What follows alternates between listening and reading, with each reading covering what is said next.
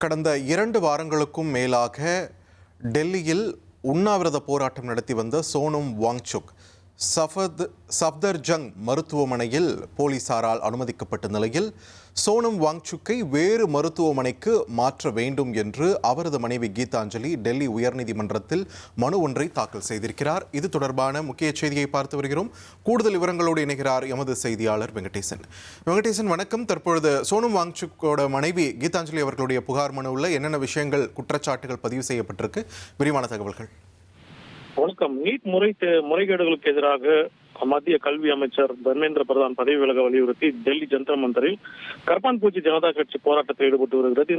இதில் பங்கேற்றுள்ள இந்திய மாணவர் சங்கத்தைச் சேர்ந்த 3 பேர் கடந்த 28ஆம் தேதி முதல் காலவரையற்ற உண்ணாவிரதத்தை தொடங்கினர். இந்த போராட்டத்திற்கு ஆதரவு தெரிவித்த லடாக்கை சேர்ந்த பிரபல சமூக ஆர்வலர் சோனம் வாங்சுக் ஜந்தர் மந்தரில் தானும் காலவரையற்ற உண்ணாவிரதத்தை தொடங்கி தேர்வு முறைகேடுகளால் மாணவர்கள் உயிரை மாய்த்துக் கொள்வதை தடுக்க அரசு நடவடிக்கை எடுக்கும் என்று வலியுறுத்தி அவர் தொடர்ந்து போராட்டத்தை தீவிரப்படுத்தினார்.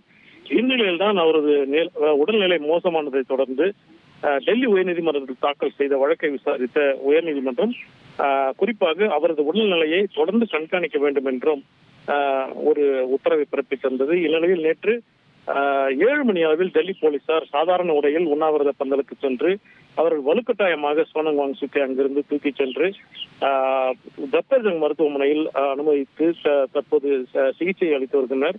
இன்று காலை அவரது மனைவி ஒரு பரபரப்பு புகாரை தெரிவித்துள்ளார். அதில் குறிப்பாக சோனம் வாங்சுக்கின் உடல்நிலை கவலைக்கிடமாக இருப்பதாகவும் அவர்கள் அளித்துள்ள அறிக்கை என்பது குறிப்பாக அவருடைய சோடியம் லெவல் பொட்டாசியம் லெவல் என்பது 2.9 குறைந்துள்ளதாகவும் இது உயிருக்கு ஆபத்தான நிலை என்றும் மருத்துவமனை நிர்வாகம் கூறியுள்ளதாகவும், ஆனால் மருத்துவமனை வெளியிட்டுள்ள பொது சுகாதார அறிக்கையில் இந்த எண்ணை குறிப்பிடாமல் வெறும் பொட்டாசியம் அளவு குறைந்து வருகிறது என்று மட்டுமே மழுப்பலாக குறிப்பிட்டுள்ளதாகவும், அதே நேரத்தில் தனியார் ஆய்வகத்தில் செய்யப்பட்ட பரிசோதனைகளில் பொட்டாசியம் அளவு 3.5 இயல்பான அளவில் இருப்பது கண்டறியப்பட்டுள்ளது. எனவே சோனம் வாங்சுக்கை அந்த மருத்துவமனையிலிருந்து டிஸ்சார்ஜ் செய்து அல்லது அவர் விரும்பும் தனியார் மருத்துவமனைக்கு மாற்ற நிர்வாகம் மறுத்து வருகிறது. எனவே மருத்துவமனையின் அந்த தளத்தில் சுமார் 30 போலீசாரும் ஒட்டுமொத்தமாக மருத்துவமனை வளாகத்தில் 100 போலீசார் குவிக்கப்பட்டுள்ளதால் இந்த மருத்துவ சிகிச்சைக்கு சட்டவிரோதம், சிறைவாசம் என்றே அவர் குறிப்பிட்டுள்ளனர்.